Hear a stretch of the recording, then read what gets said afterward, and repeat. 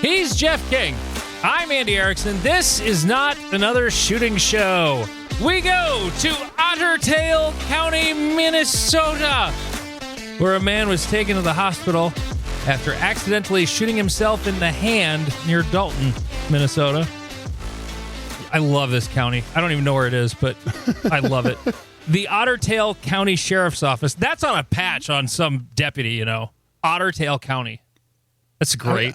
It feels like a child's book. It's like, it's the cops from Ottertail. You know, over in Wisconsin, maybe in Minnesota, is there maybe like a muskrat's butthole county? Oh, there has to be. There's got to be. The Ottertail County Sheriff's Office was contacted around 4 p.m. on Thursday, January 29th. Authorities said 62-year-old Scott Johnson was holding a handgun in a garage when it slipped. Before hitting the floor, he tried to grab the gun, and it went off with a bullet going into his left hand. He was taken to a Fergus Falls hospital by his wife, just like my dad was. Only it was Sioux Falls, not Fergus Falls. And the sheriff's office is still investigating the shooting. He did the thing you're not supposed to do when you drop a gun. Yep, just let it fall. Let it go. I mean, I'm assuming it was in 1911, so maybe he was slightly valid. Well, are you being influenced by the stock photo on the article? I probably am. Yeah, but he's also a 62-year-old named Scott Johnson holding a handgun in a garage in in Minnesota. Well, when my dad shot himself, it was with a Smith & Wesson M&P Shield. So fair. And he was, let me do some math. I think he was 70 when he did it. So, it might not have been in 1911. Don't be ageist, Jeff. Anyway, we have guests on the show. We got to get to it. Patreon.com/notanothershooting show. It's only $3.57 a month, and you get all of the second episode every single week. MW Activewear. Michelle's Instagram link is on our show notes for this episode.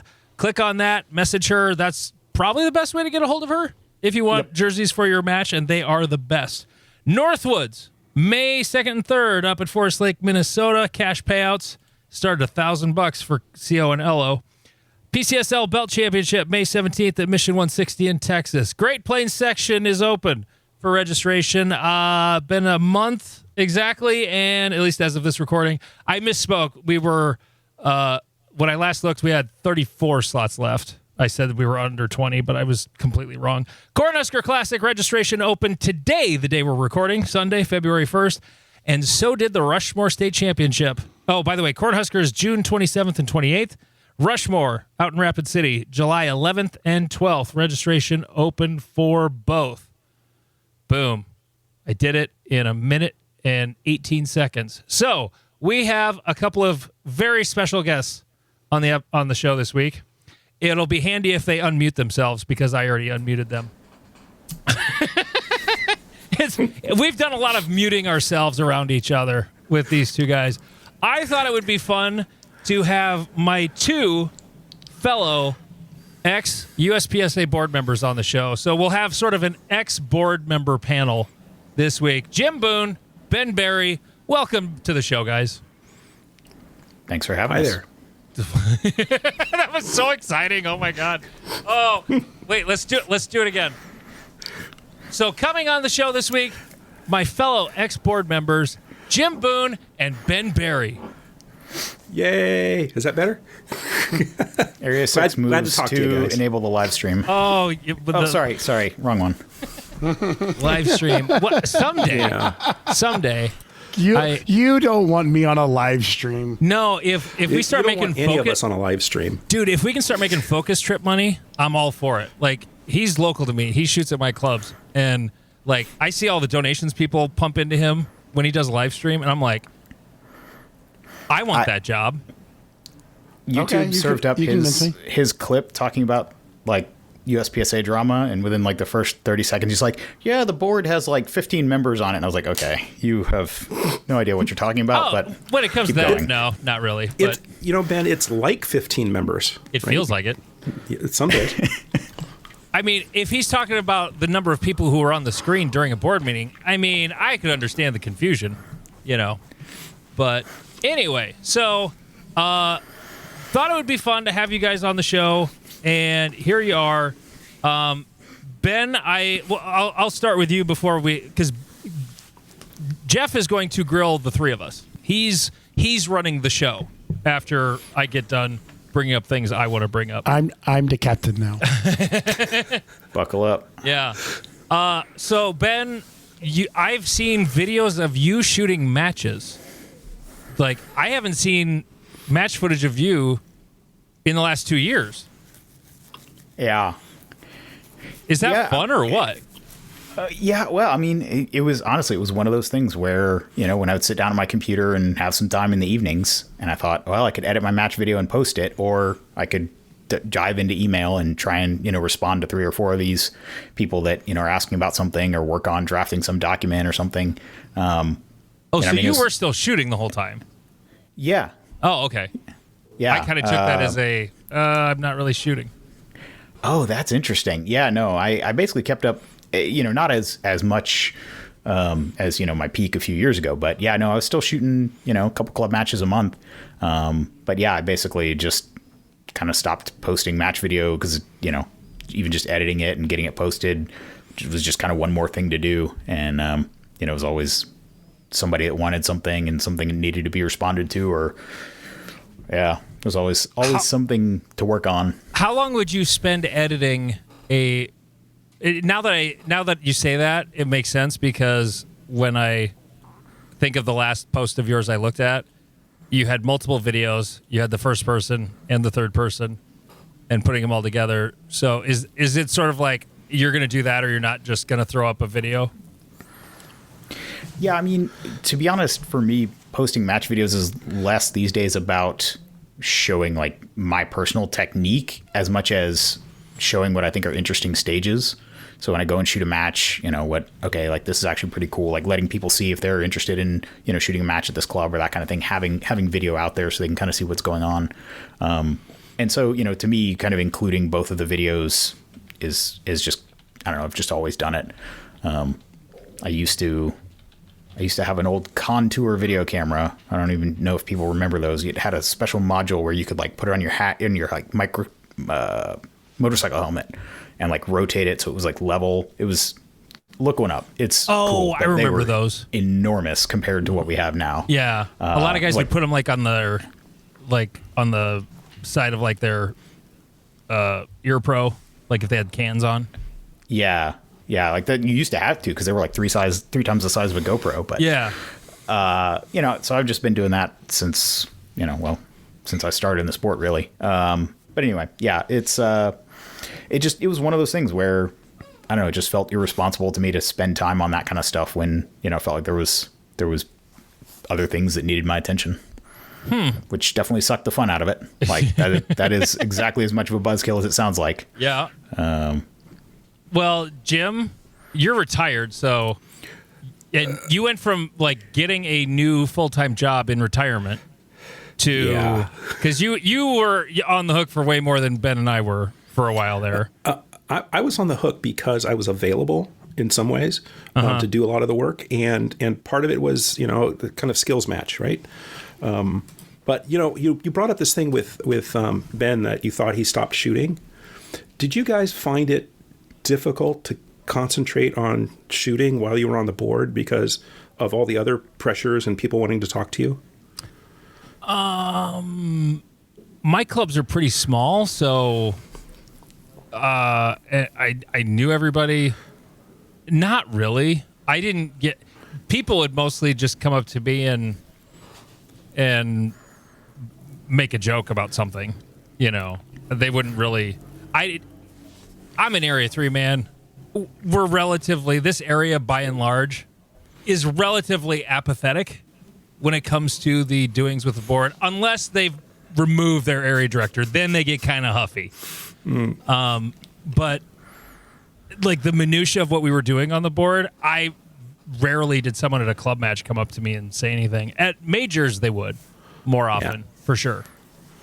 Yeah, I had 2 or 3 people that would every match they would want to talk to me about something, and usually when I was on deck, right?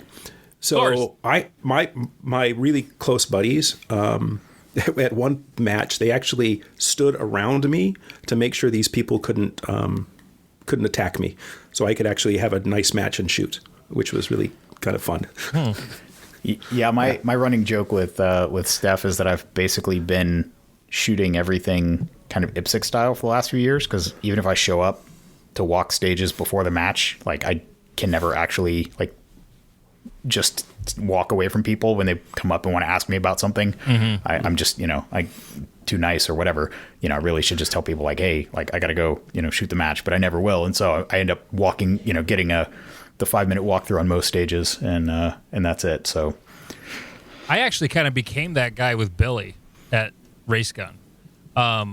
It was after I think it was after we finished the last day of the match in the morning, and I was just walking around and I ran into Billy on whatever stage he was on. He was shooting in the afternoon, and just got chit-chatting with him because it was right before he was taking over for you, Ben.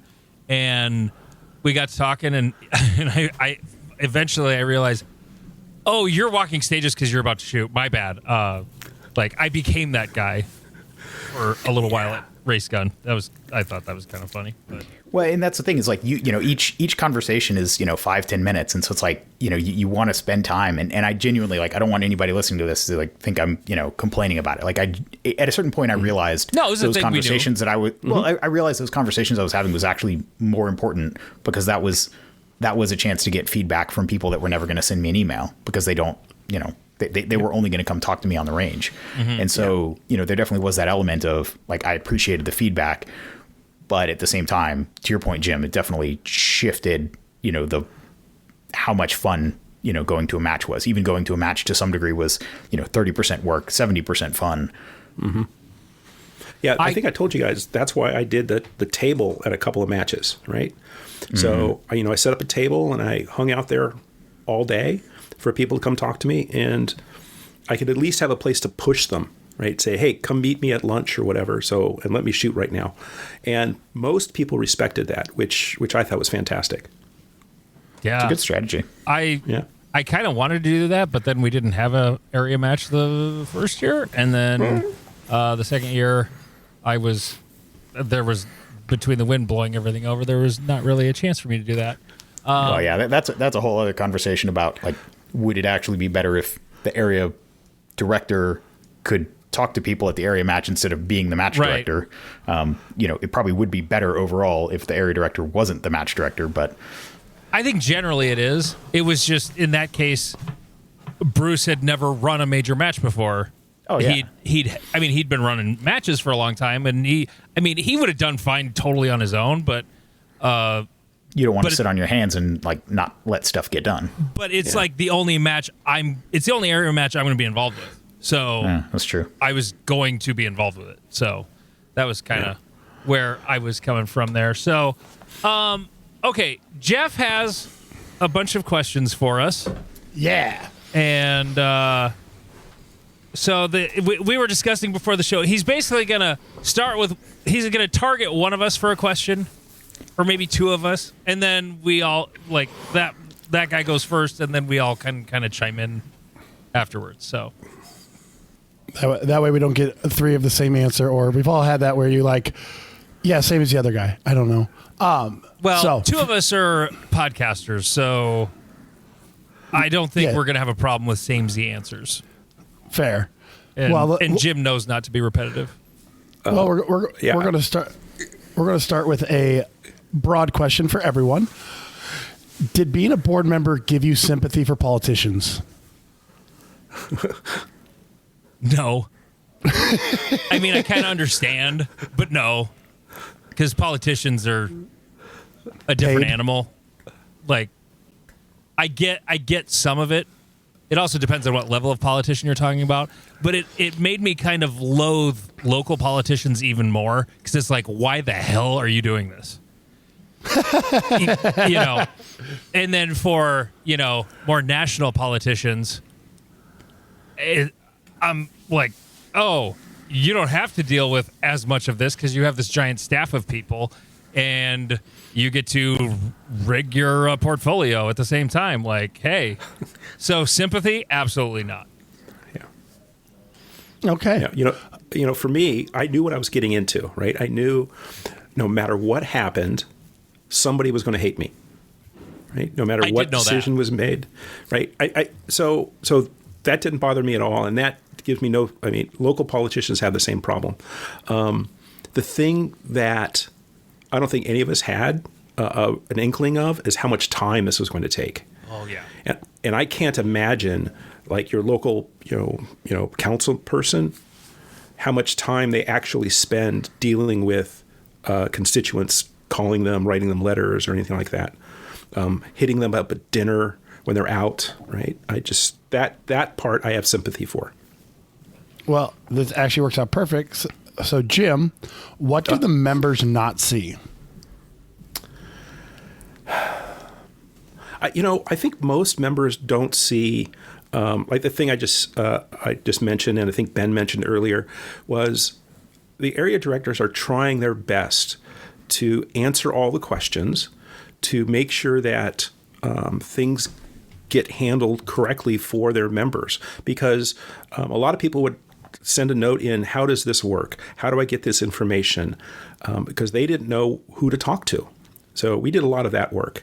And I think the other thing that members don't see is the stuff we saw too much, which was the creative ways that people figured out how to cheat. Right?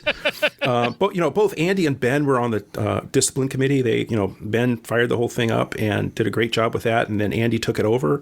But it was almost every month we were dealing with some creative mechanism of cheating. Right? And that, I don't think most people saw that. No, it was, some were creative, some were not creative at all. Yeah.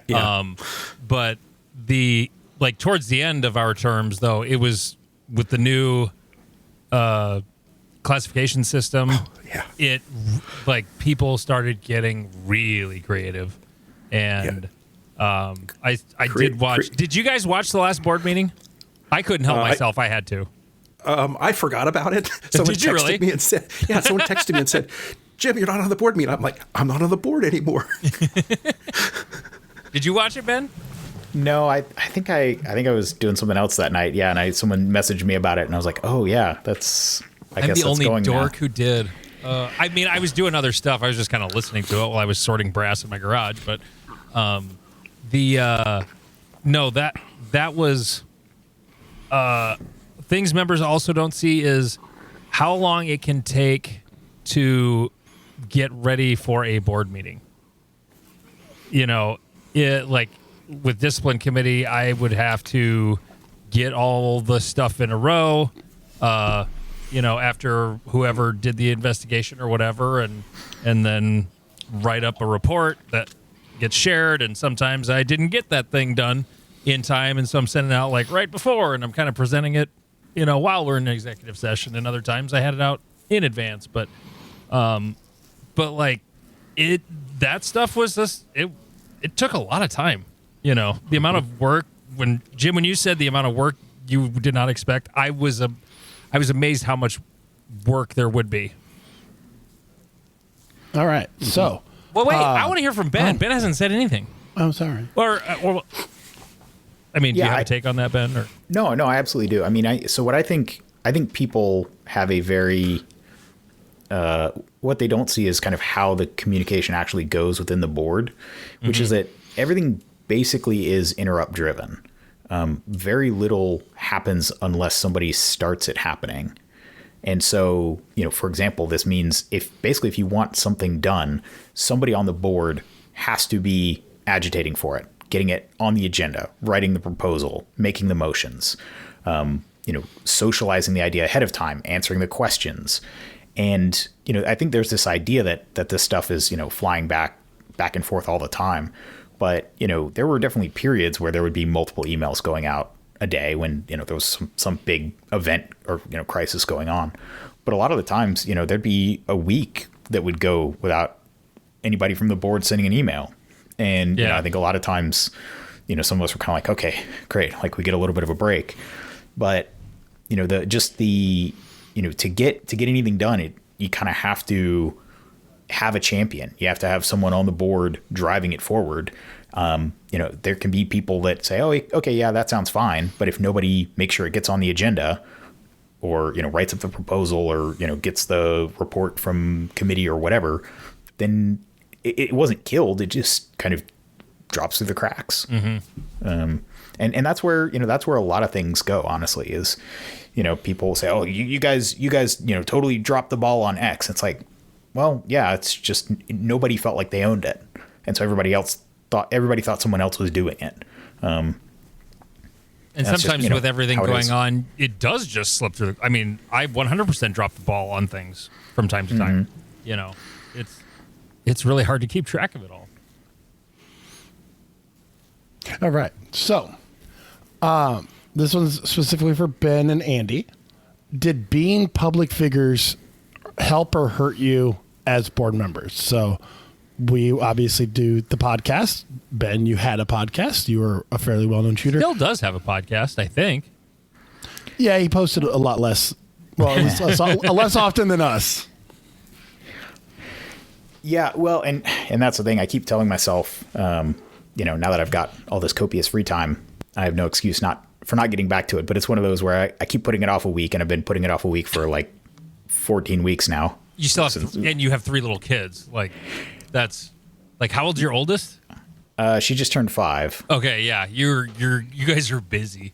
Yeah, but they go to bed, and then I got time. I just got to prioritize it. But I will say, the main thing was, Jeff, to your question, yes, it got a lot harder recording podcasts because I was having to constantly play this game of, okay, like, what do I know that's been discussed publicly outside of, board emails or a meeting? So I can say, well, this is public knowledge versus what do I know that's only in my head versus what do I, so there was I was always having to almost like wear multiple hats and make sure, I didn't say anything on the podcast that wasn't, public information, especially with all the, early on with all the stuff about confidentiality policies and this, that, and the other.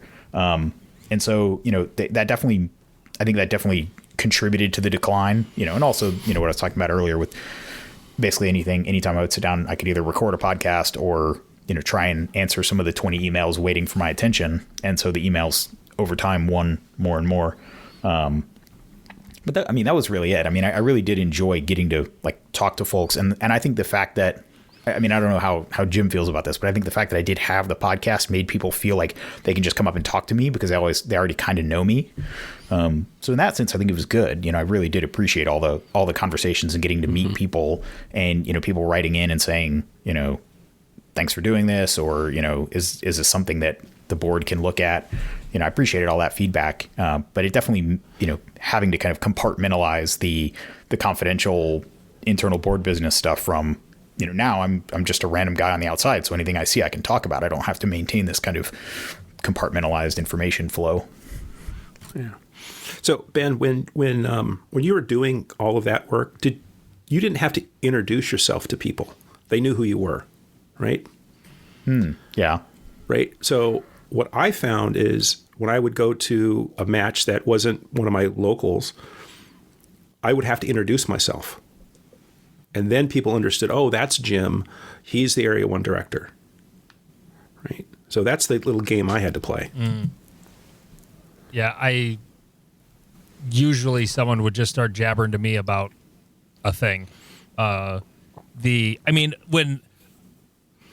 you asked this question, I was kind of thinking, well, in terms of USPSA, I wasn't really a public figure. I kind of was. We started the podcast right about the time Scott got booted off the board, so I guess I kind of was by that time. But I had been in the public eye before with the 23-year radio career, so I was used to people coming up and talking to me. That was completely normal. So yeah, that part of it was pretty easy. I was already conditioned for that. What I wasn't conditioned for was usually when someone came up to me at an event we were doing at the radio station, it was because they liked me or our show. And it only happened twice, but twice people were, it wasn't that they were mad at me, but like they had shit they wanted to talk about and they were not happy. And I wasn't really used to that, face-to-face interaction, but So that was a little different, but otherwise, yeah, I guess it did sort of help. I don't think it's certainly not required, but interpersonal skills are definitely useful if you think you want to be a board member. That's for sure. Mm-hmm. Alrighty then. Yeah. So, next question, Jeff. Let's go. yes. What are you guys' hot takes? Now you're gone. You're done. What's your hot take about USPSA? Ooh. We'll start with Jim. So, Andy prepped us on this question. Yeah, Okay, I so wanted this him is to think about one, this one ahead of time. Yeah, this is the only one. So, You don't have to tell them that. Well, Jim already did. So I was thinking about this, and my hot take is, we had 120 people at my local on last Saturday, and when I first started shooting, that was a sectional match, and we're doing that in 3 clubs in the area every month. The hot take is that is the power of USPSA right there.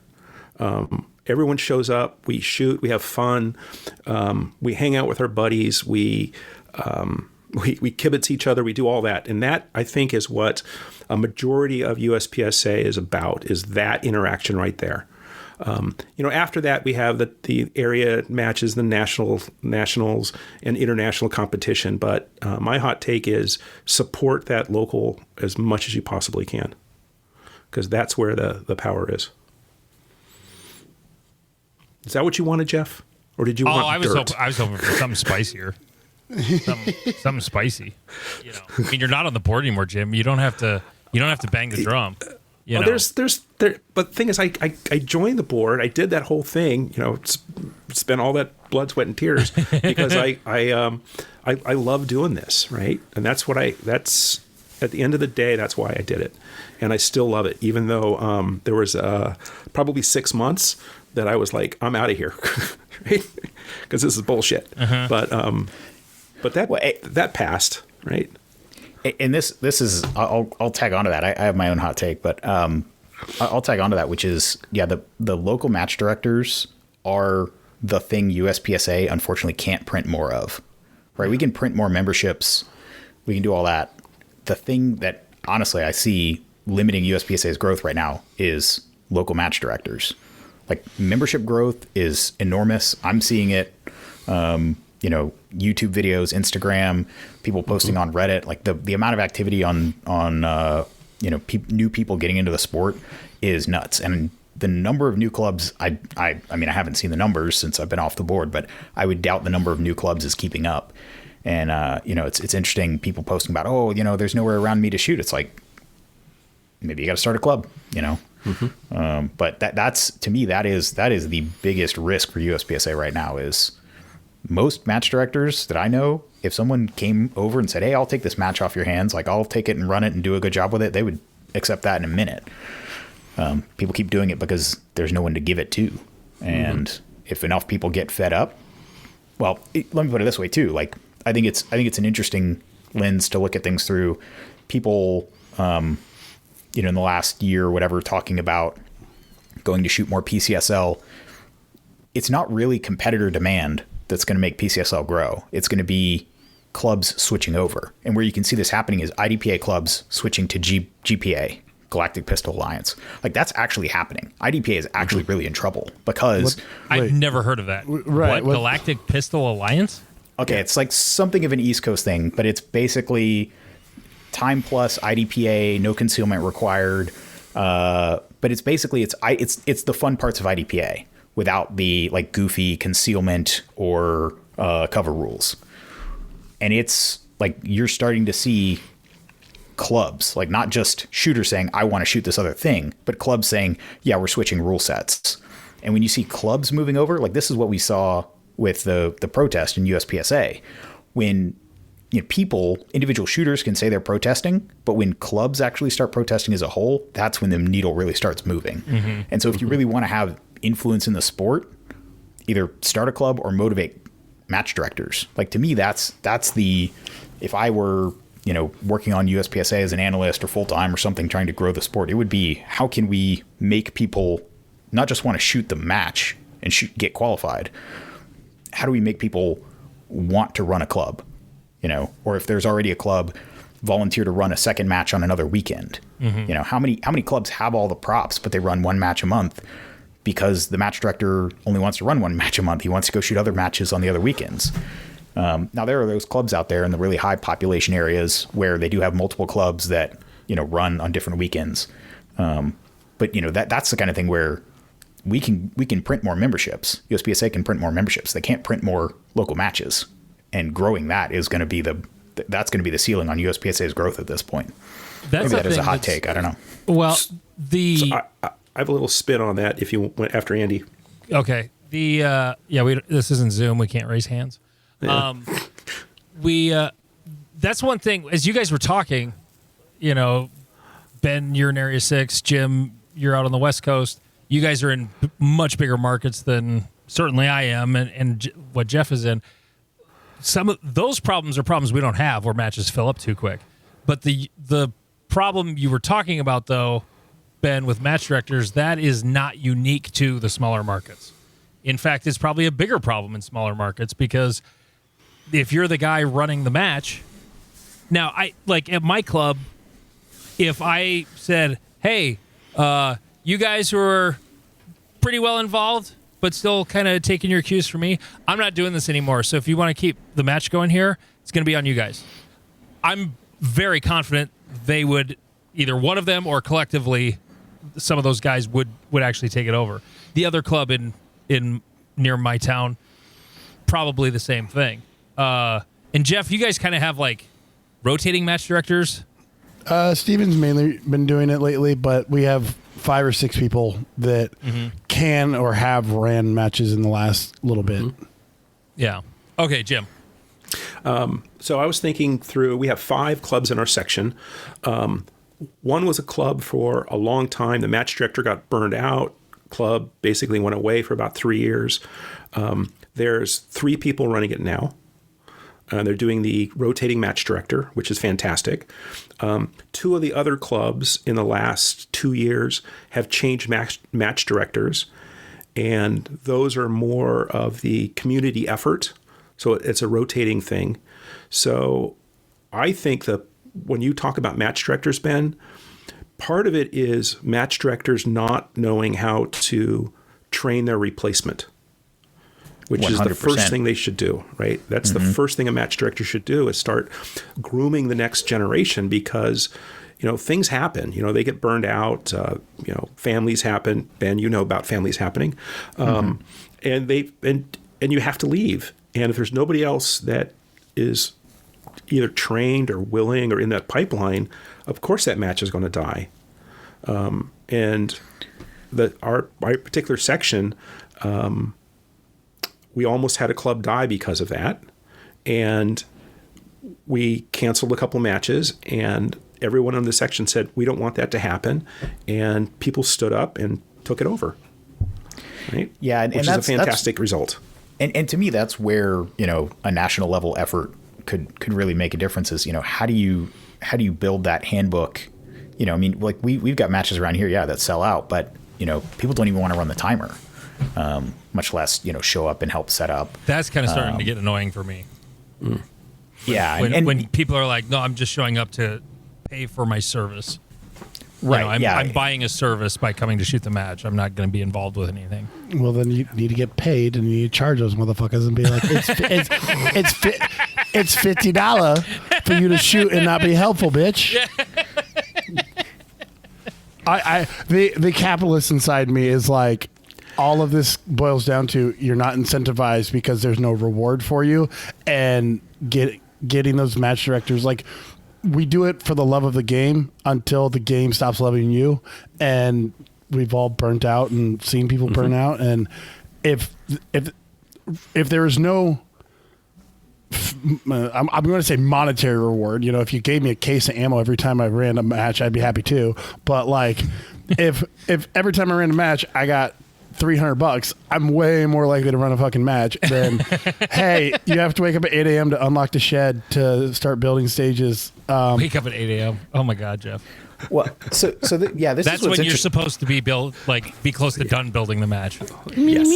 Yeah. Well, Okay. and this is actually, so this is what's interesting. So I think you guys know this. So I've actually been involved there's a local indoor range near my house where I've been helping to run a weeknight match for 4.5 years now. So long before I was on the board, but we run it not as a USPSA match because we need to be able to like dictate more stuff with the range construction than USPSA allows. You know, you can only shoot this from here and that kind of stuff that USPSA doesn't allow.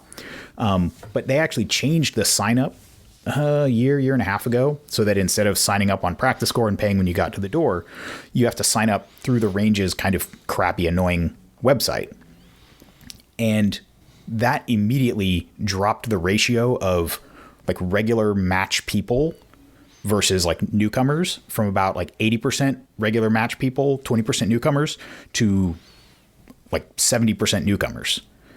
And as weird as this is to say, I actually enjoy the match more because they're just happy to be there. Like I still put on the same quality of stages, and we still get, 5 or 6, really guys that are duking it out at the match of, the 30 shooters every time. But, honestly, I'm not getting paid to be there. I'm doing my best, but like having people show up and then like argue, USPSA word games about like, what's the difference between outside the shooting area and completely outside the shooting area? Can I have like 1 foot in, 1 foot out? Is that outside? And I'm just like, oh, guys, it's an outlaw match. Like, whatever. You start to learn why the USPSA rule book is growing into its own fucking dictionary. Oh, that's a whole other topic. Yeah. Adding without removing is its own problem. But it has been interesting how, to me, the satisfaction comes from, to me, this match that I help run is not designed to be the end all be all match. It's to be the place to shoot your first match. Right. It's 4 stages. It takes a couple hours on a weeknight.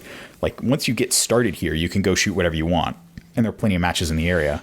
And so, it's actually really satisfying to me to see all these new people coming in. And obviously I'm riding this wave of the past 2 years of people, getting interested in practical shooting through all kinds of stuff. But, I really thought having less of my regular match competitors that I, see at other matches, seeing fewer of those people at this indoor match would make it less fun. But in a lot of ways, it's made it more satisfying, which is really backwards of what you would think. But there you have it. I think we're ready for your hot take, Ben. USPSA is not a sport. It is a hobby. Oh, Yes, let's fucking go. Let's go.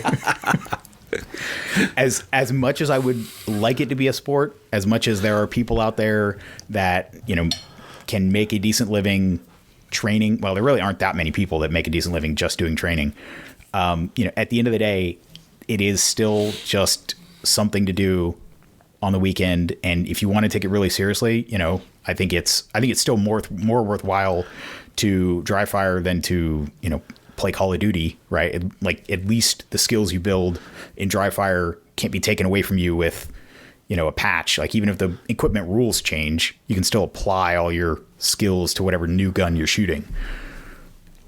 But, at the end of the day, it's not a sport. Nobody makes a living at it. And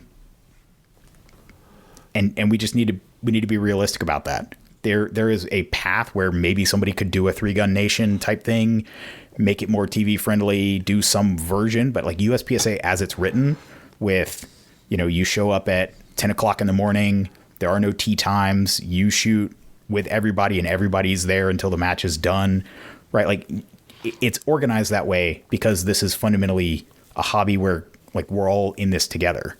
It's not a business where you show up, you have your experience, and then someone else, washes the dishes and cleans the table while you go home. It's much more participatory than that.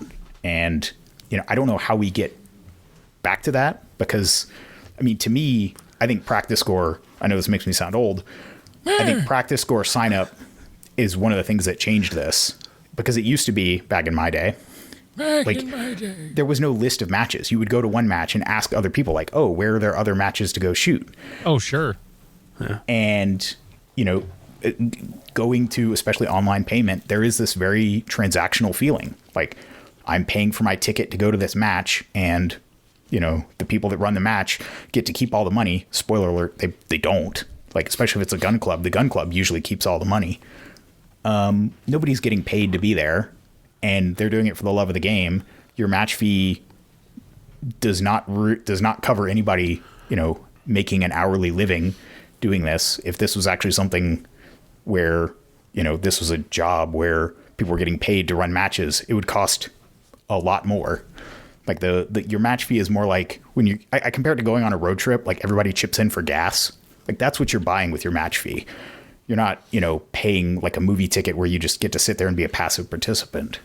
So. Well, here's my hot take. Ben, you've never been more fucking wrong in your entire life. It's a sport. It's got a rule book. There's winners and losers. No, that's not my hot take. But okay, Ron Swanson.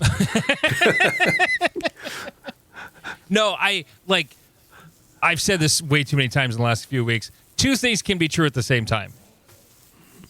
It is a sport, and it's a hobby.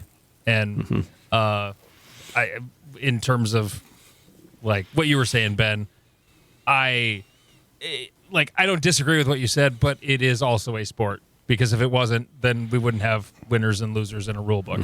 So, There's a friend of mine says that at any given moment you can be a competitor or a participant, and it changes constantly. Yeah. So some matches you are a competitor, and some matches you're just there at the jamboree hanging out with your buddies, right? Go ahead. And I guess I see your point, right? And yes, technically, we have a rule book. There are winners and losers. It's a sport in that sense. Maybe I need a different word than sport, but like when people, compare shooting to golf or CrossFit, which I think are probably the two best comparisons because they're sort of individual things where people pay to watch it. Yeah. And, there's actual money and sponsors and all that, whatever you want to call that, where, people think because it's on YouTube and, it's a sport in that sense, maybe spectator sport. I don't know what the term is, but yes, in that sense, it is a sport, right? No, Little League baseball is a sport, but nobody's watching, live streams of that on ESPN or whatever. So it is a sport. Well, they are in that August. Sense. I mean, in August when the Little League World Series is happening, they absolutely are. But also by your definition, it's a huge annual sporting event that people do watch. By your definition, Warhammer 40K can be a sport. It has a rule book. They are actively competing. There are winners and losers. There is a physical element of carrying massive they have to go outside to do it. How's that? Right? I've tried to remind people every once in a while, like when we try and get too serious about USPSA, that like there are probably 10 times as many people who play Pokemon cards than USPSA, and they take it more seriously than we do. And so keep yourself in check. Yeah, 100%. But these people who see people who see themselves as an athlete and sponsorships and this they're gonna do this as a job. Like this is not a job. There is nobody that gets paid to shoot USPSA. Nobody. Mm-mm. There are people who get paid to do stuff that is USPSA adjacent and shoot some matches on the company credit card. But who dropped the tool? Me. Oh. Sorry, Ben. Go ahead. No, and that's it. It's you can take it very seriously. You can train for it. You can try and shoot really well at matches. But yeah, at the end of the day, nobody's making a living doing this, and so moderate your expectations. Yeah. So Ben, I had the opportunity to go to the World Shoot this year, which was fantastic. But the dynamic at any match and the World Shoot was exactly the same, which is 5% of the people there had a chance to win the match. Everybody else was there to have a great time. It's exactly the same dynamic. Mm-hmm. And is chipping in for the giant match that the 5% are vying for the championship in. Yes. And of course, when you did win, you got 2 gold medals and a wooden trophy that in total were probably worth $100. Yeah. Jeff, I don't know if you know, we have a World Shoot champion on the podcast tonight. Ooh. That's the respect I needed. Thank you. You don't have the medals to clank together and let people hear them? No, my wife took them away from me. There we go. There you go. Thanks. There it is. They're framed in amber on the wall behind you. Yes, sir. Okay, I'm ready for my hot take. Okay. It's not a new hot take because I spit things out on the podcast all the time, but here's my hot take. Leave Carry Optics alone. It is the most popular division USPSA has ever had. And we want to end it or fold it into LO because, well, there's not a big difference. Correct. There's not a big difference. So fuck LO. Okay? Take the magwells off. Let the single actions play in CO. Call it a day. But the list! I don't care about the list. Get rid of the list for CO. Yeah. We don't care about the list. The list is not a thing anymore. It's just not. Yeah. So leave CO alone. Leave the most popular division there has ever been alone. Fold LO into it. The LO national champion was shooting a Shadow 2 with a double action first trigger. So when you say fold LO into it, you mean like allow single action and Yes. magwells in? Yeah. No. Wait, no. you, Fuck you wanted to magwells. be left alone. That's opposite. No. Fuck magwells. Oh, okay. So don't No. fold LO in. Just delete No. LO. No. I mean, magwell, schmagwell. You know, I don't like magwells are they're a thing, but to erase CO where it is more of a. It's not really more of a standard gun, but like after the first shot, a Shadow 2, I mean, both Jeff and I agree. Others would disagree. I'm not seeing a giant difference between that and 2011. So I'm just this is somewhere that I've actually like I've done a 180 on this before where I think you're right actually, and I think to me the way to go is if you want a production optics division, like let's make that as a new provisional division, see if it gets participation. Like It won't, create though. things. Well, I'm just saying like create things off to the side. Don't change things in place, right? This is sort of an engineering idea, right? Like don't remodel the thing that you're living in right now. Like build the other thing, then migrate over to it, and then tear down the thing you're living in. If that's the way you think things are going to go. Yeah, you know the divisions weren't designed, right? They grew. They were reactions. They were reactions. If you were to design a division layout, what we have is not what you design. No. Okay, I think we would agree with that. CO and LO are so close together. I think there's one of two takes on it. You make them the same. However you do that, you move CO into LO or you move LO into CO, whichever, I don't care. Or you separate them. Right? I think separating them is way harder though. Without doing something like crazy, like major power factor. Well, I don't think it is. If you designed divisions, you would have a production division, and you'd have a production division with an optic on it. You'd have a limited division and a limited division with an optic on it. If you designed things, so we could move that direction over time. I don't think anyone wants to do that because that's hard work. They want to do the easy answer, which is, I can't tell the difference between this hammer and that hammer. Therefore, all hammers are equal. Do not get me started. Oh, no. I'm there, Ben. I'm halfway through my whiskey here. Do you feel strongly about hammers, Ben? Is that what that was? That was the pebble that started the avalanche. Oh, okay. Hammers in production. Sure was. Oh, I was thinking. Yeah. Okay, when you said hammer, I've been working a blue collar job for too long. I was thinking actual hammers, like that you hit nails with, or machines. Yeah, but Ben's right. The idea that the board didn't understand something, therefore nobody could. Right. That to me was a bad answer. Right. And that is what led to production being anything and having gas pedals on everything. Right. That still makes my ass itch so bad. Yes, I know. And I'm about to go buy one to put one on my Shadow to see if I like it. The thing with you just unmuted yourself, Ben. I forgot what I was going to say. You go ahead. Well, no, I think what Jim is saying is perfectly accurate, and I think maybe this goes back to what Jeff was asking about earlier about what people don't see.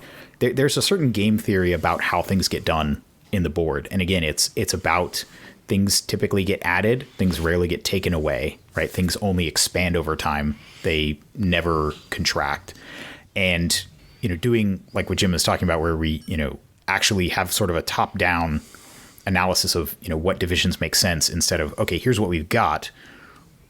What's the single step we can make to it? Obviously, the most recent example of this being allowing optics in L10. We would never design L10 as it is, but because we had it, it was sort of this one step was taken. And to be honest, I don't know the answer to this. I do feel like to some degree, as many problems as the position of the elected employee position of president posed to USPSA, I would like to think that might have been a way to kind of get one person to kind of drive the bus. And I don't know if that means, I don't know how we get that, right? But we need some kind of cohesive vision where a series of steps through which that kind of change could happen. Because right now, having a bunch of non-paid board members, you're going to continue to get these kind of small incremental marginal changes. Mm-hmm. And, I honestly don't know, short of, maybe, the employees on staff somehow driving an initiative. I honestly don't know what it looks like, but I can tell you right now from what we've seen, being on the inside, individual board members just don't have the time to kind of drive this top down change. And I don't know how we get there, but I think that sort of organization, that structure of the corporation, like that needs to be fixed before any of the, and everything's downstream of that. Well, and like what you said about we talked about this like when we were all in Florida last year. It was actually about a year ago at this time. The board was completely in the way of the employees just being able to do their jobs. And I think the board needs to do a lot less overall. Once the big things all get taken care of, like being a board member should be real easy. Yeah. And just get the hell out of the way. Let them take care of business, and the board just take care of like the really big picture, not all the little macro pictures. Yeah. And I was about to echo that as well. Things like approving every single rule change, that is not governance and oversight, which is what the board should be doing. It's micromanagement. Right? Yes. One of the things that Dan and I talked about last year, or maybe the year before, I can't remember, is there's kind of really the need for having two bodies. One is kind of business oversight, a true board of directors that makes sure that the business runs well. And there's this other part, which is how does the sport run? Like sporting directors and things you mean of hobby? That nature. How does the hobby run? Yeah, how does the hobby run? Mm-hmm. Is it do we do hobby horse jumping? Do we have rules for hobby horsing? I just wanted to shit on Ben, that's all. Yeah, well, I'll be there with you. But if you did that, then you'd have this other group responsible for just the sport and rules and things like that, and another group responsible for oversight of the business. And today, it's the same people. And the skills that get you onto the board aren't good for either of those. The skills that get you onto the board are know enough people and you haven't pissed enough people off. Or you live in Area 3 and you're the only guy who ran. You didn't piss enough people off. How's that? I will say that I was thinking about this earlier when Jeff was asking the question about politicians. Like I do feel like the era of the board that we were on is kind of the most interesting one because there were so many of us that didn't really want to be there. Especially my favorite is Alex. Like he never actively did anything to get on the board. Like other people did everything to get him on the board. And then when he got put on there, he was like, okay. But it's that, like in a weird way that's actually what you want. Yeah. It's kind of like the thing about anybody who wants to be president of the United States should be disqualified from being president.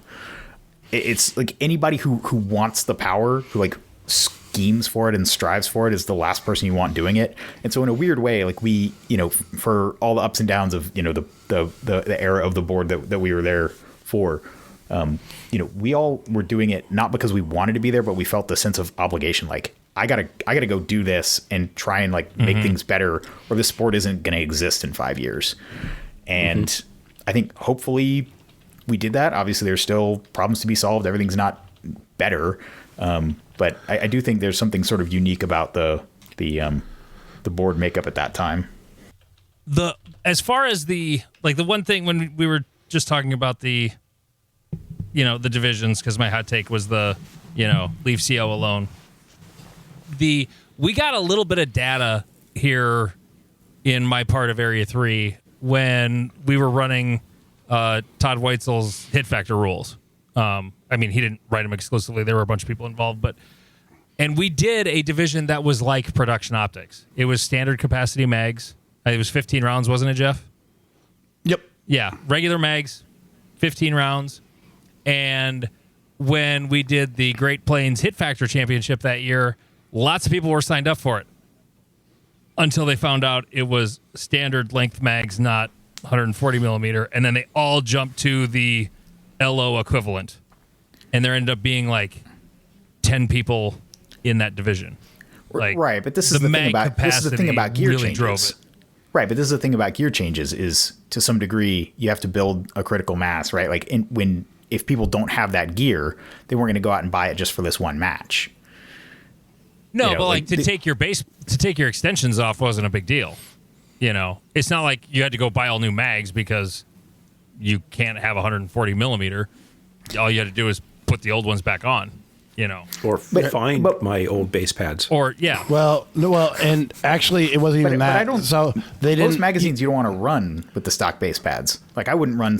I have production base pads.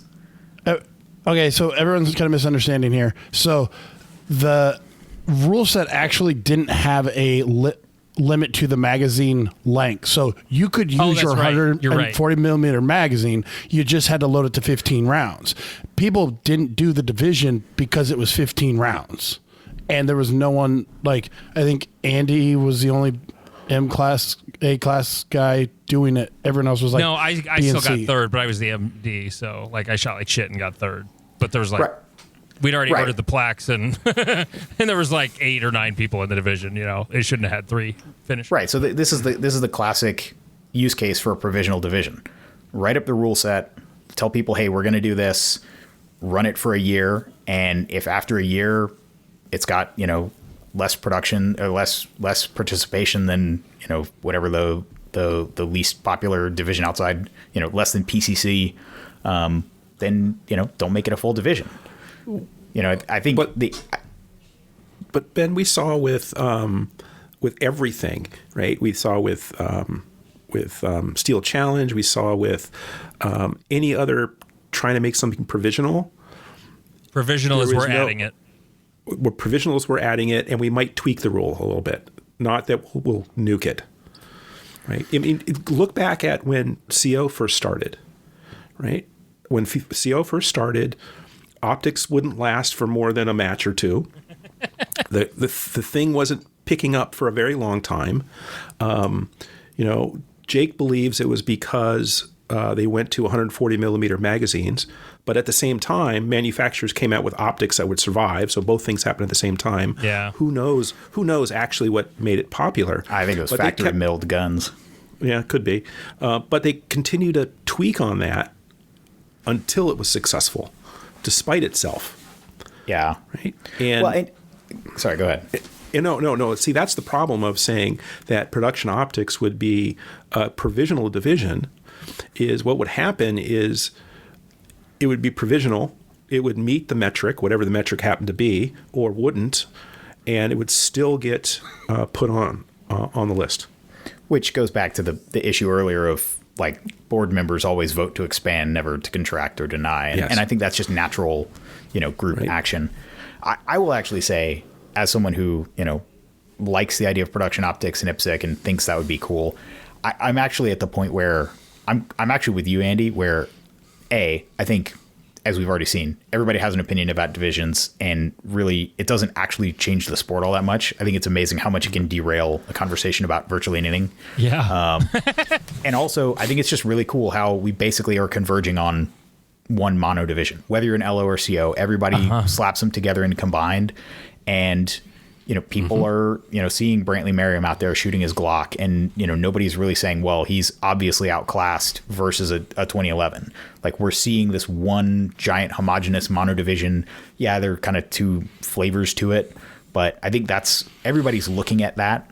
And so I'm actually with you at this point where I wouldn't tinker with the divisions right now, because it's a distraction from everything else. Yeah. Oh yeah. For sure. Do you want to just go back to limited and open? Well, I think it's become kind of a meme where it's optics, irons, and open. Yes. And PCC. Well, that's a rifle, whatever. But yeah, I mean, it's funny even that we talk about optics now, where if we were to even name the divisions now, we would optics would be the default and irons would be the exception. Yeah. Just how much things have changed in 10 years. Yeah, and whether you're shooting if you really want to shoot irons, whether you're shooting a 40-ounce limited gun or you're shooting a 45-ounce production gun, who gives a shit? It's I don't think, and also like just recently, I've kind of come around on the whole idea of major power factor is kind of pointless at this point. I know the open shooter That's 'cause you're on a the small show. Man. I'm not old enough to shoot open yet, Jim. That's the thing. You will be. Getting close.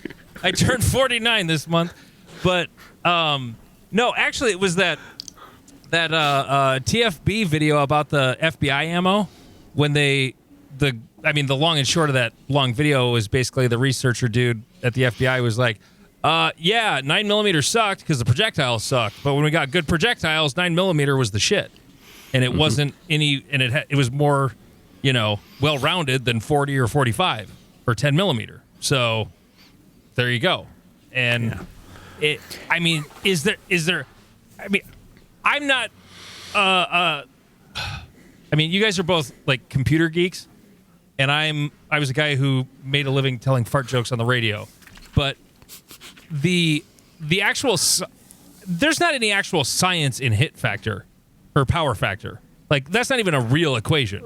Like, it's based in science. It's like something gun club nerds came up with back in the 80s. It's actually worse than that. Yeah, it is. It is worse than that. If you wait wanted to the answer. If you wanted something, in my opinion, if you wanted something to measure the power of the ammo, you would measure kinetic energy, which is 1/2 mass times velocity squared. But we measure momentum, which is mass times velocity, which is why heavy bullets have less kinetic energy for the same momentum, which is why heavier bullets feel softer, because they actually have less kinetic energy.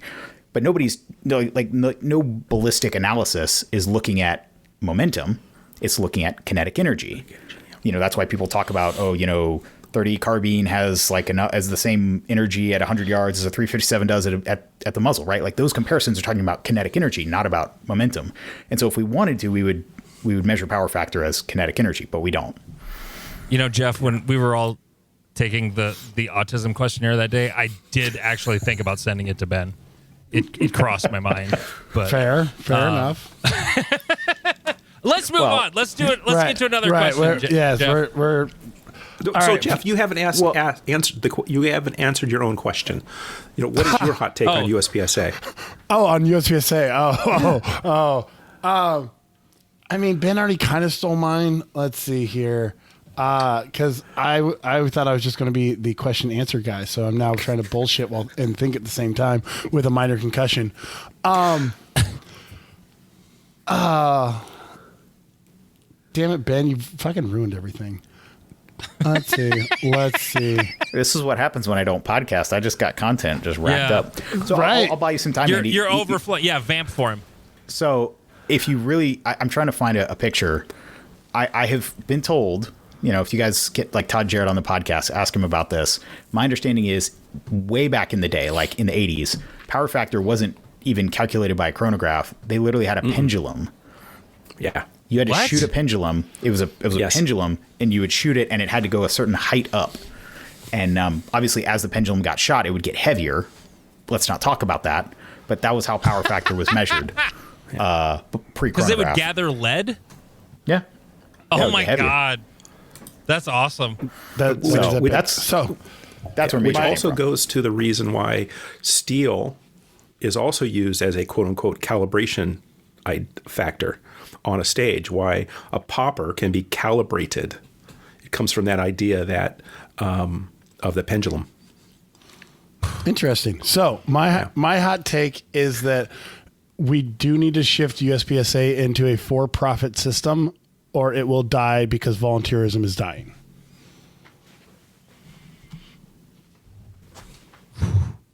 Wow, you're wrong. So there is no amount of money that would make me want to do what I do. That's fair. I think there's room for it though. Or and the other hot take is the GMs can be removed from the sport and nothing would change. The actual base of the sport is there we go. B and C class shooters that actually pay the bills. Guys who show up for setup. Yep. They show up for setup. They run the timer. They run the tablet. They put everything together. They tear it all down. They tend to be the match directors. They tend to be the stage designers and builders. Like they are the true core, and the high visibility, high level shooters are at best a net neutral, if not a net negative to the sport. That is the best answer any of us had, honestly. Yes. Well, Jeff, are you running for the board next? Yeah, the guy with the concussion had the best answer. How about that? Hey, if you want me to run for anything, I am willing to do it, but everyone's got to get really cool about a lot of stuff really quick. And he'll spend way more of that $6,000 than I did. That's for sure. Oh, I'm spending every dime. He was disappointed when I told him I only spent $1,800 in 2025. Those walkthrough beers, those will be provided by USPSA. Yeah. By the way, Jim, I sent you a picture of me and Jeff holding hands at Great Plains 2 years ago, just to give you an idea of how big he is. He is a big boy. Yeah, because you know how big I am, like 6 foot, 270. Yeah, he's a large. He's a big boy. Yeah. Okay, Jeff. So Jim, are there any ticking time bombs that the USPSA community needs to be aware of? Ticking time bombs. I don't think so. Because I sat down with Jerry at at Nationals, and I gave him the full dump of everything I knew, and there were no ticking time bombs in there. There was no, this is about to blow up. Okay, I didn't see it. The only thing I would say is there's a couple of people that when they leave, they have a lot of knowledge, and there will be a rough transition when they leave. That institutional knowledge transfer? Yep. But, I've been in huge corporations that have that problem. Oh, yeah. Those are legendary. One of my favorite subreddits is like either pro revenge or malicious compliance, and it's always some manager comes in and fires the dude that he doesn't know what he does, and then comes to find out that he's the dude that comes in at 6 a.m. every morning and gets all the machines ready for the day, and he's the one that knows that you hit that panel 3 times and you twist that knob twice and it makes the thing work for some reason. Yep. Yeah. I kind of have 2 answers to this, but I think that's the main one is on the employee side of USPSA is because the organization has been running very lean for a long time. I think basically everybody except Alan Turner, the new managing director, like almost everybody on payroll, on staff at USPSA has been there for 10 years or more. Mm-hmm. Everybody has been there for a long time. There's a lot of tribal knowledge, and if we're not kind of giving them backup and mentees and someone so that when they eventually, whether it's they get sick or they just get a better job offer or something, to me, that would be the ticking time bomb is, any one of the employees, if they left today, we would, as an organization be set back quite a bit. And, I think as an employee, that gives you a lot of leverage, right? You're very hard to fire because you can't be replaced. I think the growth that kind of needs to happen more than anything, like the sport will grow on its own. like it sells itself. People either like it or they don't, and they start doing it and they love it, and they make a choice at some point. I can afford this and I'm going to do it, or that was fun, but whatever. I think the growth that needs to happen, I think the employee cadre needs to grow. Mm-hmm. Just some new blood, to augment the institutional knowledge. Just some fresh ideas. Whether it's like, if USPSA hired some dedicated, like whoever the chick is that does social media for Smith & Wesson would be on my list to go after. I have no idea what her name is, and I'm only calling her because I think she alluded to herself as a her once upon a time. But like some of the most fantastic social media I've seen from a gun company was stuff that Smith & Wesson has done. It's just fun, and just injecting some new blood like that into the organization or the company, if you will, I think would be huge. To just instead of having the people who've been doing the same thing for the last long while, like, this keeps working. Why would we change it? I'm not saying that's what's happening. I just know when I worked in one place for a long time, like it's hard to make yourself, get out of that ritual of, well, this keeps working. Why would we change it? Mm-hmm. And I think the last nationals, the race gun nationals, that was a thing. Like our group chat of friends that Jeff was probably out at the bar when we were having this giant discussion, but we got going on this huge topic of, how could major matches, really thinking of level 3s, like area matches and nationals or really big matches, multi-day matches, how could you actually make them bigger? And Bruce was talking about how he shot, I wish I could remember what the hell match it was. It was some IPSC flavored match that he shot in Florida where they did, I think it was 10-person squads. They had 3 schedules per day going through, and they shot 10 stages in 3 hours. Yeah. And so it was like back and forth, among, and like, I love new ideas like that. Like, tell me more. How can we do that? Because you could double a level 2 doing that. On some level, I'd feel a little gypped if I was done shooting a level 2 in 4 hours, but I think I'd get over it. Those sorts of things, like trying something different, and if it fails, it fails. Sometimes you fuck up and you learn from it, and then you do it better the next time. I think, but you have to have people willing to try things and not just always play it safe. Right. Yeah. Exactly. And I think the org could benefit a lot from that. Okay. Another question, Jeff. So, what's the best area?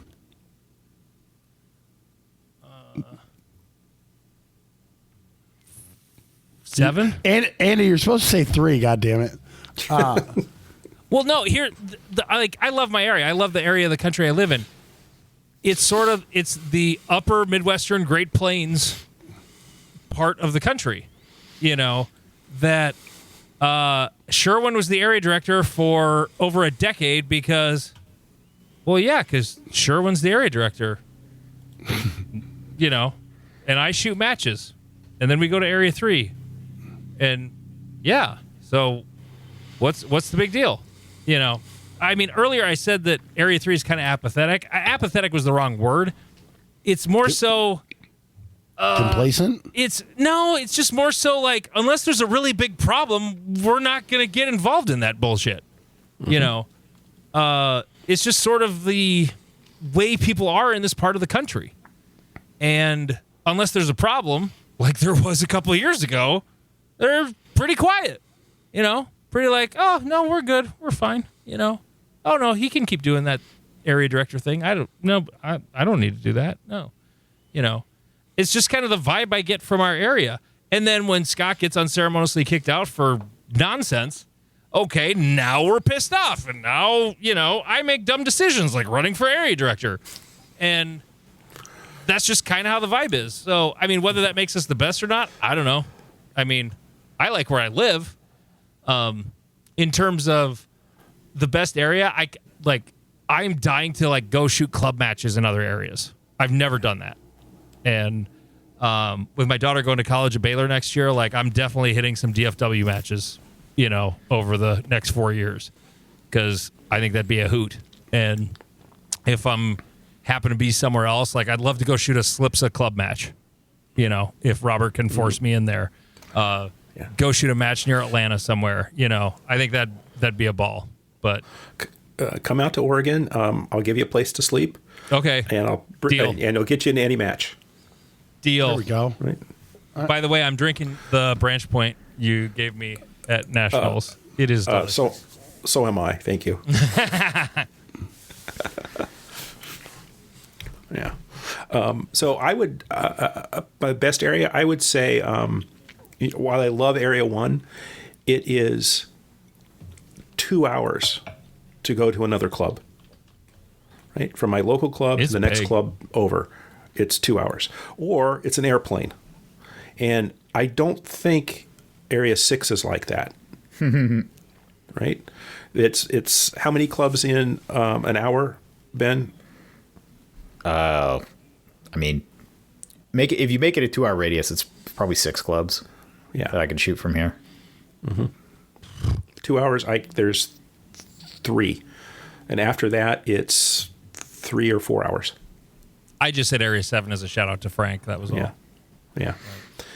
I think Area 4 seems pretty cool. Like, they have a lot of good matches and not a lot of drama. Like I'm trying to think of any drama. Like Area 6 from Paul come on, Hendricks. Ben. Discipline committee. Come on.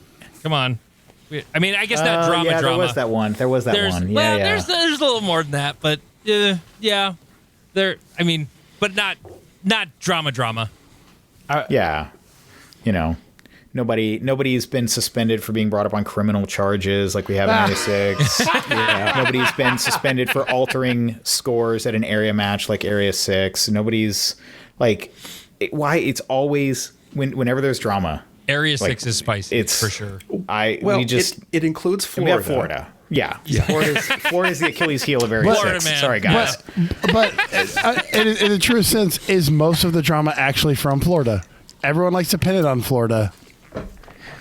Yeah. The worst Some of it recently, yes, 100%. Okay. Yeah. Good to know. But I mean, like the Paul Hendricks thing, that was right here, North Carolina. So, Oh, by the way, how was the snow, Ben? It's fine. The problem with snow is like there's not actually that much to do with it. Like you go out and you stand in it and you're like, yep, that's snow. And the kids are like, you want to make snow angels? I was like, you can do that. And then they did it. And it's like, okay, now what do we do? It's like, you're the ones who wanted to come out and play in the snow. Like I started shoveling the driveway because I was bored. Like, you guys actually have snow shovels? Oh, cool. I have a snow shovel I'm surprised it didn't break because it's probably 10 years old and has been heat cycled in a garage for 10 years of North Carolina summers. So true story. We got a big snowfall like 2003. No. Yeah, around that time. And we'd had like a little plastic toboggan that we kept in the crawl space under our house. And no joke, like the snow finally comes. I go to the top of the big hill in the neighborhood. I climb on that sucker. I start rolling, and it just shatters. Like it just falls to pieces because it's been heat cycled in a crawl space for like 7 years, and it was cheap, single layer plastic. It literally disintegrated under me the first time I tried to go down the hill. That's my North Carolina sledding story. Yeah, and you got such great hills and mountains and whatnot to do all kinds of fun stuff. It's just not cold enough to get really good snow, but yeah. Yeah. All right, so that question was a nice bust. Ben, why is staff reset dumb? Oh. He's sitting there actually he's about to intellectualize this. He's actually going to answer your question. I'm so happy. Like he's actually thinking of it actually digs the hole deeper that I talked about earlier where people feel like matches are transactional, not participatory. Yeah. It deepens that idea of I'm not here to work. I'm here to be catered to. And, you guys need to shut up and obey me. Hell yeah. I thought I was going to get pushback. I agree with you 100%. No, I kind of, when I saw that question, I mean, I can see all these, but when I saw that question, I'm like, no, Ben's just going to actually answer that question. Like, he'll find the dumb thing about it. I think there are upsides to it, but I think there are downsides to it as well. Yeah. Like we were talking about in the chat last night, like staff reset on a few select stages is like the best use of staff reset, just for match flow, if it's next to chrono. Like the stage adjacent to it is staff reset, so people can go do that, and maybe prize tables there too, or something like that. Well, whatever. and like I haven't been to a national since 2021, which was the year they had production nationals in May and changed the production rules in February. And I'm not bitter about it, but I've never been back to nationals since. Same. But me and Jeff were there too. But I'm told that the common practice there is they'll have staff resetters for the moving targets, and then basically the pasting, like the static steel and the non-moving paper is competitor reset, which I think is probably a pretty good compromise. The whole idea, like every time I read the page in the rule book where it talks about part of the new calibration procedure is to try and get the same guy that set the popper up to go set it up again the same way he set. I'm just like, my brain hurts. I'm like, are you kidding me? Like, we wrote this in a rule book. Like, and make sure to hold your breath while you're doing it. So it's set, it's like, okay, no, we're not playing that game. Like, this is objective reality. Either the thing is set or it's not. Yeah, the chicken feet were taken out. So, Jim, I'm targeting you because I don't think the other two have to deal with this as a problem, and I'm not sure if you do either. But were there did local gun laws affect how area directors plan things? Oh, clearly. So Washington and Oregon. So Washington right now has a law that says you can't have magazines over a certain size, and you can't have threaded barrels, and you can't have God knows what on your gun. Oregon has a measure that's being held up right now in the Oregon Supreme Court with magazine limits and other things. So when I was trying to get area matches scheduled, essentially Oregon and Washington were off the table because nobody wanted to have either have a match in Washington that was magazine restricted, or potentially in Oregon that was magazine restricted. Couldn't have an area match in Alaska because of the expense of getting people there. Oh, sure. Yeah. Right. Which leaves Nevada, Utah, Montana, Wyoming. Not Montana, God. Wyoming and Idaho, I mean. Right. So it took away, half the ranges that I could have an area match at. Yeah.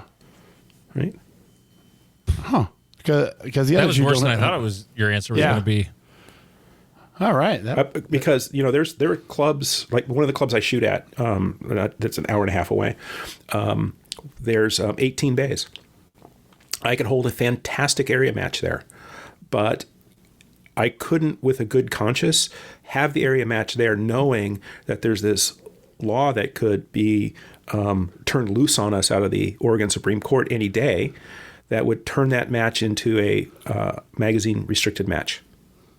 Well, just tell them they're not really going to enforce it. It'll be fine. Like, yeah, okay. Remember that the comment that Ben had about hammers being the pebble? Trying to force a match into a magazine restricted state. Oh yeah, was also another pebble. Yeah, right? No, that was a big freaking pebble. That's for sure. That was a fun. And it's pebble. It's one of those pebbles where people say, "Hey, that's a bad idea," and you put blinders on. You say, "No, it's not." Right? That was poorly thought out. How's that? Pretty damn poor. Yeah. And it's only gotten worse there. Okay. Yes. Sorry, Jeff. Oh, sorry. Well, because the two of you really don't have anything to say on this because Ben is in the South and you're in the Midwest. You haven't had to deal with this. I mean, I'd love to have a match at Cameo. I mean, that facility looks awesome. I remember having a match there, and then when all the drama started, I was like, why the fuck did you guys say anything? Like, I shot with Denver cops. They didn't give a fuck. Yeah.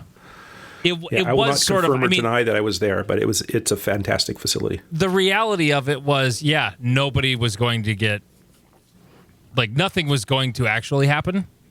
But for the org to actually say, no, it's fine, well, then what if something actually did happen? Then it's, it was slipping it into problem. the competitor waiver that was like the real weird move. Well, it's like, we're not worried about this, but just in case something happens, it's you're on liable you. for it. It's like, are you, okay, you say you're not worried, but... The thing I would tell people is there's a difference between Jim choosing to do something and a national organization choosing to have all of their members do it. Correct. That's the 100%. difference. 100%. Okay, so I'll throw this one to Andy just because I've been asking the other two all the questions. What was the most common thing people like messaged you about or requested? Blah, blah, blah is cheating. Okay. That was a product of being on the discipline committee for sure. Fair. But in my second year, oh boy, it was, especially once I was the chair of it, and it was without a doubt. So and so is doing a thing. There was one instance. I'm not going to drop names or locations or anything. There was one where, it looked shady as hell, and then the committee member who like called people and looked into it was like, no, this was just complete ineptitude. This was not cheating. And in fact, there were a couple of times where they screwed themselves. So,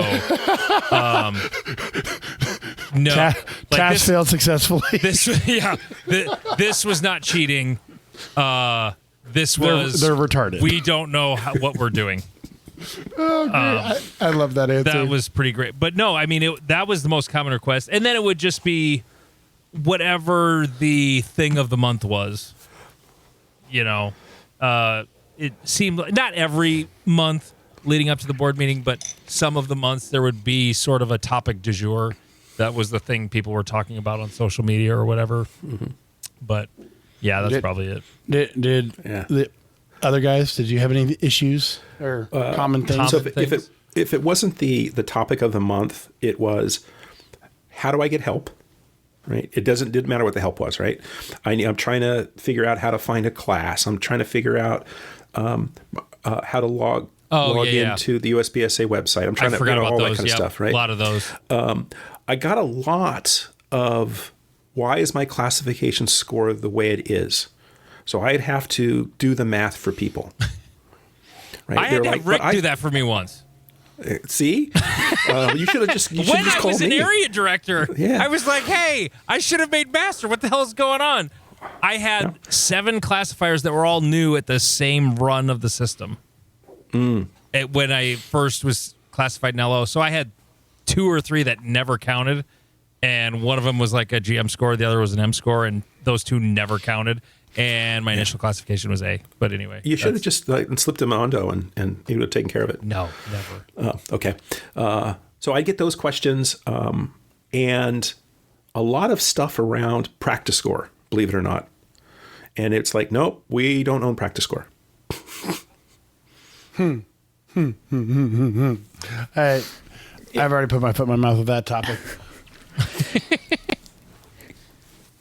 For me, it was a lot of, like Jim was saying, aside from the, whatever the topic du jour was, it was a lot of people like, hey, I'm having this issue with, my local club, or like, how do I get, like, I want to shoot a club at this match.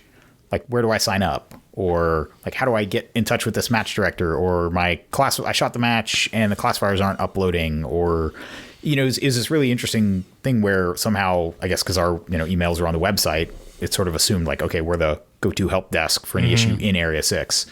And, a lot of times I would just forward the email. I'd pull the match director for whatever the club was and kind of forward it there. But, there was definitely that element of, I can't help you, but I can actually kind of connect you to the right place. I think, for example, one of the things that came up a lot is, and I still don't, I don't think there still is a good way to do this. People don't know who their section coordinator is and don't even know what their email is. And there's no list on USPSA's website. If you want to find out who your section coordinator is, go to the Find a Club page, click any club in your area, and then it'll show that club's contact and then your section coordinator's contact. Other than that, I don't know of any other way to find out who the section coordinator is, as a regular member in a given section. So, little stuff like that where, man, that would have been something great for like an area director to get compiled and like put somewhere easy to find. Well, honestly, so that was the kind of stuff. Like I've still got a list of like 10 things like that I would love to see fixed, and it just never happened. It was just there was just always too much going on, too much other stuff. Priorities. I'm looking at my club. It says we're in the Great Plains section. Stefan Tomilson is our coordinator. Our coordinator's a dick. Stefan. So, following along with the common request, what was the most annoying request you got? Or like, what was the most annoying? Like, okay, it could be type or specific example. I don't care either. So, in Area 3, there are 7 states. One of them has lots of drama. Lots of drama. I'm not going to say what state it is, but it rhymes with Minnesota. I played referee 3 times, two or three times, for just grown men having conflicts. And I found out I wasn't the only area director who ended up doing that with sections. Alex told me he ended up playing referee with some shit in sections as well. That like drama with a section. Like, I'm not your referee, but at the same time, like, I actually at one point said I'm done with the Great Minnesota Pissing Contest, and that was the last email I sent on the subject. So, I guess that's it for me. Jim, Ben? There's no category for me, right? That's right. So I want to win a trophy, and I am a blank, and there's no category for me. Oh, I was getting emails about like right. It's like I want retired military that are over 6 foot to have their own category. Like no, right? I feel personally attacked, but okay.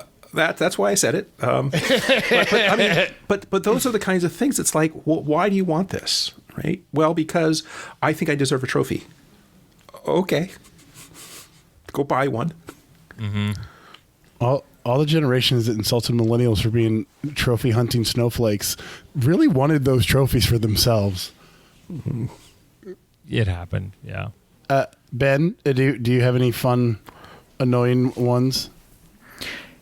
Yeah, I think it was. I mean, I'll say it was the discipline committee thing where basically people would say, basically like you couldn't do anything with it. So they would say either like, I'm not willing to give a statement or go on the record or have my name associated with this. Like, we'd try and keep people anonymous, but like we'd have to like have a phone call. And it's basically people want to tattle on someone else, but they don't they don't want any skin in the game in it. They want the hammer to come down from the sky on this guy, but like they're not actually interested in having any skin in the game on it. It's like, okay, like, sorry, we can't do anything with this. I had a guy submit a complaint about a guy, and he submitted it as that guy. Like, he said his name was the guy he was complaining about. I think you probably saw that one too. If not the same one, people would use like the contact form, and they'd put like the other person's member number in, and be like, person they're I'm a complaining huge about. cheating jerk, and it's like, okay, we can't do anything with this. Yeah, I'm spending zero time looking into that. For sure. But to Jim, I do think there needs to be 2 new categories. One is either victim weight or non-victim weight for those of us above 200 pounds. And there also needs to be a giants, normies, and elves category for those of us that are slightly taller. So I'd be happy to do that if we eliminated all the other categories. Yes, let's fucking go. Okay, let's do it. So Jeff, if you get on the board, I'm not going to say this because the last time I said this, someone took me up on the offer. If you get on the board, I will support you on that one. I think you guys aren't prepared for the level of chaos I'm willing to bring to this. The board meetings will be fantastic because I have an attention span of 23 minutes, and if we're not done by 23 minutes, I'm out. So, Andy told me I have to ask this as someone who likes fighting. Mm-hmm. If you got into a fight, which board member would you want with you? Ben, you're first. From the current board, from the board when we were on it. Like ever of all time? When you were on it, let's go with that. Alex Acosta. He knows like I feel like he could get us out of trouble. Like he seems like a guy who's been in some situations. When I met him in Florida, I was so surprised how big he was. Because I never met him in person. I didn't even really know what he looked like. And then I'm like, oh Jesus, you're not small. I'm thinking more along the lines of like, we need someone to like help us get blood out of carpet. I feel like he'd be the guy. Be like, I know someone. Yep. I don't know why. Maybe I'm totally misreading him. I feel like he knows someone. It's that security background that he has. I don't ask. I don't want to know. Jim, who's your pick? If Ben has Alex, I'm taking Andy because I could stand behind him. Fair. I think I was the second biggest guy. Yep, probably. I'm taking Dan. Click. Yeah, he's short, but he looks scrappy. Okay, yeah, I see it. But he seems really calm. I mean, of my remaining choices, I mean, no offense, Jim and Ben, love you, but he doesn't think you'll stand tall, motherfucker. I'm taking Dan over you guys. I mean, it's not a fist fight; it's a gunfight. I guess you're not going to pick the GM in a gunfight. Fight. Well, okay. Oh, you're dropping your GM card. Okay, I see how you are, Ben. Okay, here we go. You're not resetting anymore. We understand. Okay, so you're going to show up 10 minutes before the match. I understand. Okay, right. Do a 20-minute make ready. So I've got one. I actually made GM the month they stopped sending out physical cards. Aw, you could have reinstated that. You failed. I never got a GM card. Ben, you could print one out. That's not the point. If I have to do it for myself, I'm the peasant. Do you want? Yeah. Okay, so, Ben, I'm going to print you a card. I might even 3D print it for you. Yeah, I was going to say it better be on at least 10-pound cardstock. Oh, if it could if you 3D printed like actual like that would be cool. Okay, I have one. I have Phil Strader's signature on it. I have a controversial question to end with. So, what was the topic you didn't want to deal with, but you had to?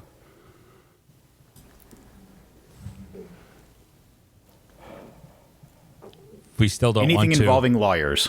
Yeah.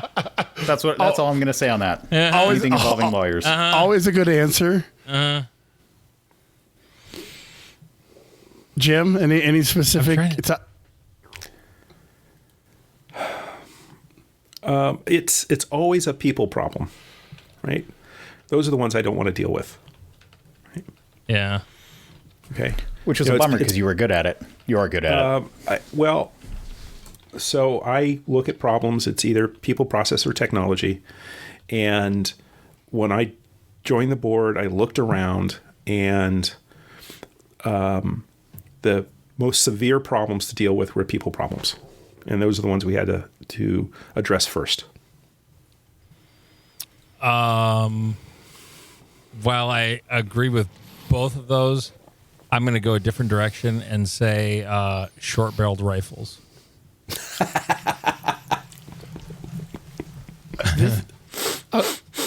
Wait.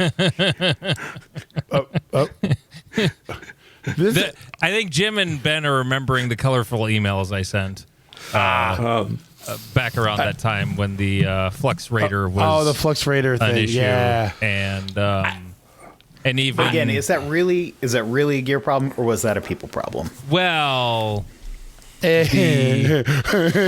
had actually forgot. Robert reminded me because he said he recorded it when we were on the board meeting, and I said something to the effect of, because there's a couple of range masters that were on the board at the time when this was happening, and I said, I appreciate you guys as range masters having this opinion. However, I don't think you have any exclusive reign on the plain reading of the English language, because when I read short-barreled rifles are allowed, short-barreled rifles are allowed, period. And I don't know if that's what I said, but he thought it was freaking hilarious, and I wish I had the clip because I would have played it back. But I 100% thought you guys were going to go with the trans issue. That's a fun fact for anyone who's doing an interview. Ask the question, assume you know the answer, and then go, oh, shit, the answer is way differently than I thought. But I mean, that one wasn't fun either, but okay. That's the end of the questions, guys. We're going to play a game, and then we're going to be done, okay? The game is Name That Gun! So these are guns from movies. Ben, did we play this when you were on before, or did we just do things we want Ben Berry to say? The latter. Okay. Could you give us a purple-headed yogurt slinger? Nope, I'm not running for office. I don't have to make anybody happy except my family, and they're not enthused by that outcome. Okay. All right. Here's the first question. There are 2 pistols that appear in the movie Saving Private Ryan. What are they? Jim? So this is not my strength. So Saving Private Ryan, I would say it's going to be a 1911 of sorts and a Luger. Okay, Ben? I can only think a 1911 and a P-38. Jeff? I'm going 1911 and a revolver, Smith & Wesson model. Shit. I'm going with a revolver. Fine. A Smith & Wesson shit was not one of the guns in the movie. Boo. The 2 pistols that appear in the movie are a M1911A1 and a Walther P38. Ben! Hey, right. I would have gone with Luger if I was up first, but All right. luck of the draw got me on that one. So, this is a Ben-inspired question.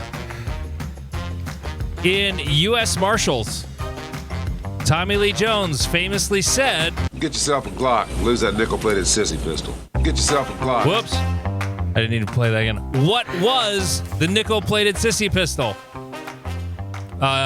Jeff, you go first. Oh, shit. What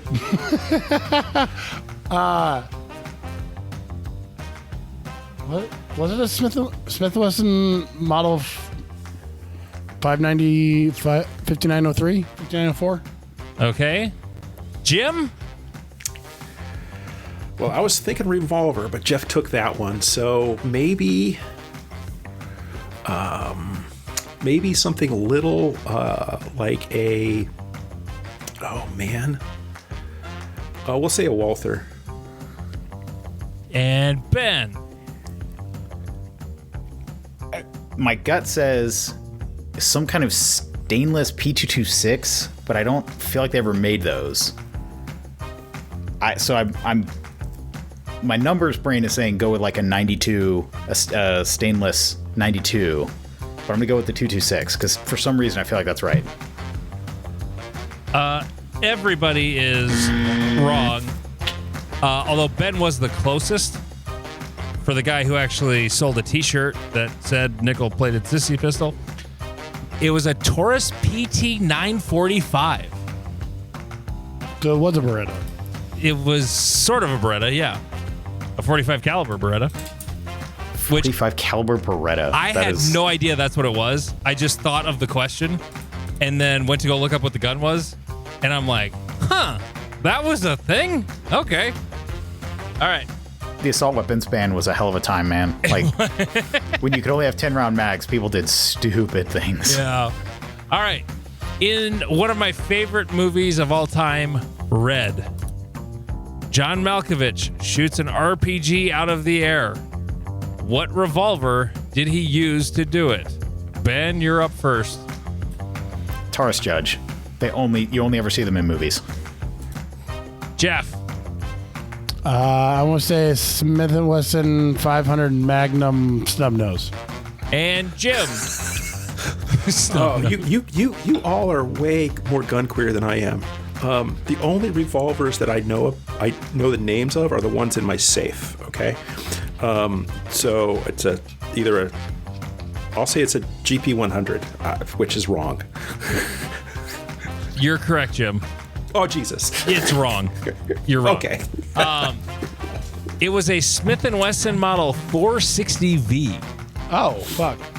Yeah, this is a big one. Okay. And the last question.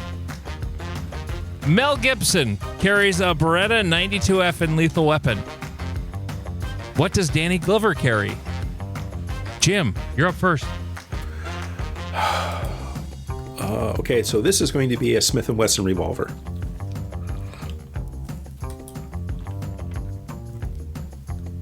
Okay. And after that, I have no idea what the numbers Okay. are. Because, again, I'm not that gun queer. Okay. Ben. Yeah, I mean, if it's not some kind of Smith revolver, like whatever the Smith 3942 or whatever those third-gen semi-autos were. And Jeff. I want to say a Smith & Wesson Model 10.